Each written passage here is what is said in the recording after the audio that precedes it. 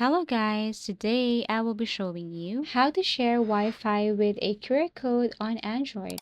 If you find this video helpful, please do like and subscribe.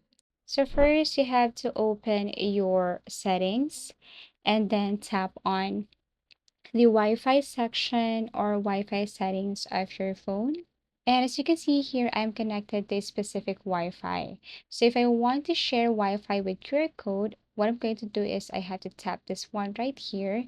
And basically, it will take me directly to this settings and I can now see the QR code. In order for them to use this Wi-Fi, then all they have to do is to scan this QR code. And as you can see here, I cannot share this. There's no share option below.